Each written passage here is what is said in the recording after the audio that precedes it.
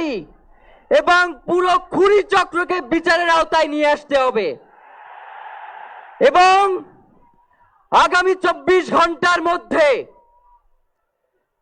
স্বরাষ্ট্র উপদেষ্টা এবং সহকারী উপদেষ্টা খোদাবক্স তাদেরকে জনতার সম্মুখে এসে তারা এই খুনের ব্যাপারে গত এক সপ্তাহ ধরে কি পদক্ষেপ নিয়েছে তা জনসম্মুখে জানাতে হবে।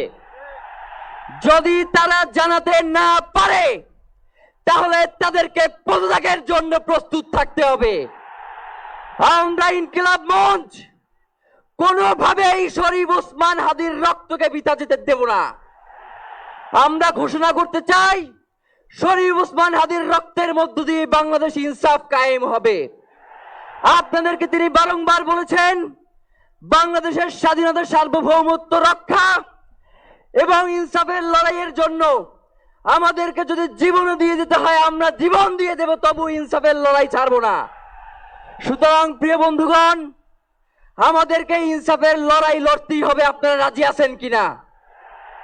এবং সেই সাথে আমরা আরো বলতে চাই সিভিল মিলিটারি ইন্টেলিজেন্সের মধ্যে ঘাপটি মেরে বসে থাকা আওয়ামী দোসরদেরকে চিহ্নিত করে গ্রেফতার করতে হবে।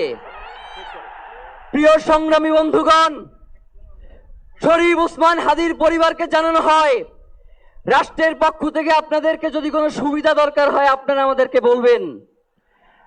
আমরা শরীফ ওসমান হাদির পরিবার থেকে রাষ্ট্রকে জানাতে চাই যদি এই রাষ্ট্রকে রক্ষা করতে শরীফ ওসমান হাদির পরিবারের 5 সদস্য তার ভাই এবং বোনদের যদি রক্ত লাগে তারা দেওয়ার জন্য প্রস্তুত রয়েছে, তবুও এই খুনিদেরকে চিহ্নিত করে বিচারের মুখোমুখি করতে হবে।